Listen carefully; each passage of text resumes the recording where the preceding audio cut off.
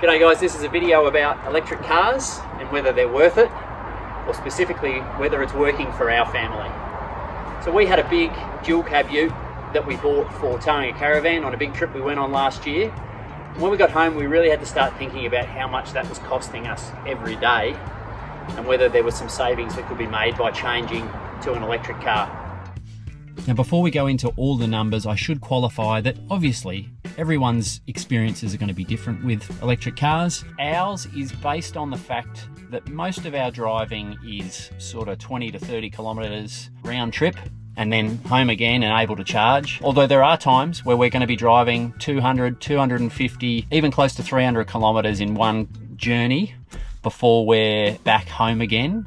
And so that was a factor in whether we could do this at all or what vehicle we should purchase. And I'll also say that probably overall, even though mostly it's short trips, we end up stacking up quite a few Ks, probably a little bit more than the average family for our main vehicle, which this has become for us.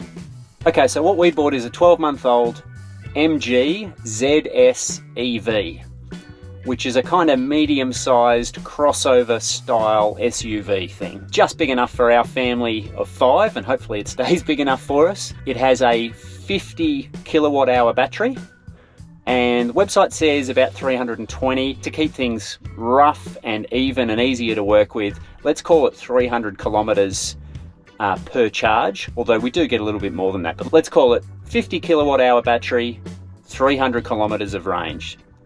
So approximately that's 17 kilowatts per 100 kilometres or so. Now our energy rate is about 20 cents per kilowatt hour. Times that by 17, and we're talking about $3.40 Australian dollars per 100 kilometres of travel. So on a full tank, 300 kilometres, about $10 or so, just over $10, but let's call it $10. But if you also factor in, got a little bit of sunshine coming through at the moment, we'll fairly regularly charge when there's solar going, which we've got a little bit of at home.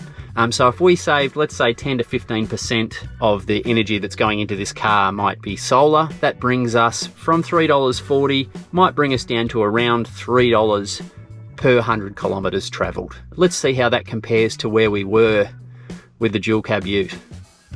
So the ute we had was a big turbo diesel dual cab. It had a big heavy bull bar with a winch, it had a canopy, it had all sorts of extras with it, that we were always on it, even when we were driving around. And we were averaging around 12.5, maybe even just over 12.5 litres per 100 Ks travelled. If we base that on a diesel price of around $2, that's fluctuating all the time, but that's going to set us back about $25 per 100 kilometres travelled. And we're comparing that to around $3 in the new car. So we've had the car for about 4 months now, and in that time we've driven just over 10,000 kilometres. So if we factor that in for the year, times it by 3, we're talking about 30,000 K we're expected to do over the course of 12 months. If we were looking at doing the same in the dual cab ute, at the average cost of $2 a litre, that works out to be about $7,500 in fuel costs if we'd kept the ute. Whereas in the MG that we've bought, the total running costs for the 30,000 Ks we're expecting to be around $900 rather than $7,500 for the diesel. So the other thing to think about is servicing. Like what is that going to cost us? Well, this car had done just on 15,000 K in the 12 months before we purchased it. So we had it for a little while, we'd done around 5,000 K, and I called up our local MG dealer to say, hey, are we due for the 20,000 K service? And their response, and I should have known this, their response was, no, you don't need a service. Your service isn't due until 40,000 K. And so, yeah, they'll take it either every 2 years or every 40,000 K, whatever comes first. And if I compare that to the dual cab ute, the ute we had was about 4 years old, and we were paying on average around $700 for all the maintenance required on that vehicle every service. And so if you compare that to what we're going to be spending here, we were spending over $2,000 a year in servicing on that ute. I think this will be a fraction of that price when it comes to servicing, and also things like braking and the things that the regeneration offers with an electric vehicle. Huge maintenance savings as well. I think that's why they only need to do it every 40,000 K or so. So the big issues with an electric car are do I have enough range to get where I want to go and home again?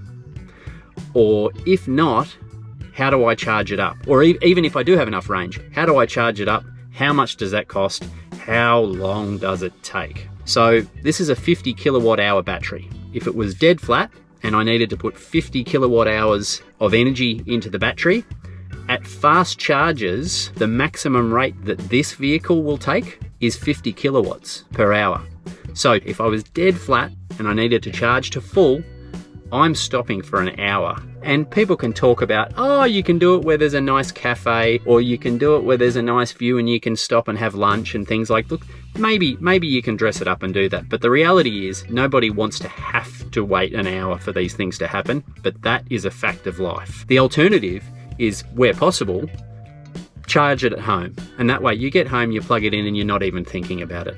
But those are things that also take time, and I'll discuss that in just a second.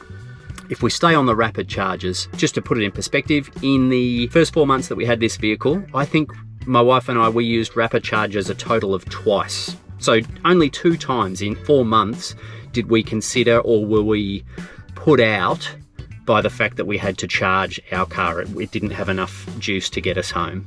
So I think for people who have a place to charge it at home, this is often overstated as to what a issue it's going to be, and for us it really wasn't. However, if it is, it's like an hour or something like that. That's something you have to consider. The other thing is, if you're often using those rapid chargers, they're going to cost you more than what it costs at home. So for us at home, as I mentioned, our tariff is just over 20 cents per kilowatt hour. Now, rapid chargers or superchargers, whatever you want to call them, I would be expecting to pay between 40 cents and 80 cents per kilowatt hour. So if you're doing those numbers, everything we factored in before was based on 20 cents or thereabouts. So if you're using rapid chargers a lot, consider your cost of fueling your vehicle is going to be between 2 and 4 times our expectations of what we're getting at home. So that plays a big part in the affordability of it. For the odd trip, it's just something you have to do. It's like being out in the bush and somebody charges you $2.50 for diesel. Sometimes you just got to do that. For us, it was twice in 2 months and not a big deal. So just to put that in perspective, 50 kilowatt hours, if you're paying 80 cents per kilowatt hour, that's $40 to give your car 300 kilometers of range. It's not so attractive, is it? Okay, so the alternative to charging on the road, and usually the better alternative, is charging at home. Just plugging it into a wall. If you've got something next to your garage or inside your garage or whatever your setup is, if you can plug it in at home, you can take advantage of that 20 cents per kilowatt hour or whatever it is for you, whatever tariff you're on. The downside to charging at home is, number one, you need to remember to do it. That becomes part of your process and part of your routine. You get home, you park your car, you plug it in. But one thing that is definitely worth considering is how long it might take to charge your vehicle at home. So the rapid chargers are much faster than your normal 10 amp or 15 amp power point that you've got on offer at home. So a 10 amp power point at home, if that's what you've got in your garage, let's take the worst case scenario. From dead flat to full, your battery might take around 30 hours to charge at home. However, there are faster chargers that you can have at home, and yes, you'll need to pay for that faster charger, and yes, you'll probably need to pay more for a qualified electrician to install that faster charger for you. But with that, rather than 30 hours, you can significantly reduce the time that it might take to charge your car from flat to full, and that means it just becomes one less thing to ever think about. We ended up buying this and installing it at home, and what that means is if I come home and my battery is dead flat and it's, I don't know, 11 o'clock at night and I need to leave at 6 a.m. the following morning, I have a fully charged vehicle. I never need to consider it. I plug it in and I know it'll be ready to go. Charging in the off-peak rate, $3 to $3.40 for 100 Ks or $10 or thereabouts for a fully charged vehicle overnight without ever considering it again. I'm never stopping at petrol stations. I don't need to be a part of filling up a vehicle anymore. And that's kind of nice. It's just done. It's just there and you are topped up, ready to go when it's time to leave. So in conclusion, if you're in a situation where you're not driving more than 100 kilometers every single day, or if you're not driving more than 350 kilometers in long stints in one go, then an electric car, even without a faster wall charger, might be right for you. And with a wall charger, forget about it. As long as you're not driving more than 350 kilometers in one session, you won't even need to look at a rapid charger as well. An electric car might be for you. Comparing it to the massive diesel guzzling dual cab ute that we had prior to this, we're expecting to save over $6,500 on fuel alone, and probably another $1,500 to $1,800 on servicing every single year that we own this car. So this thing might pay for itself pretty quickly. Maybe we'll do a follow-up video in 6 to 12 months just to see if these numbers are staying true to what we've found so far. If you've got an opinion, if you're interested, leave a comment below, and like and subscribe if you can. Thanks guys, see ya.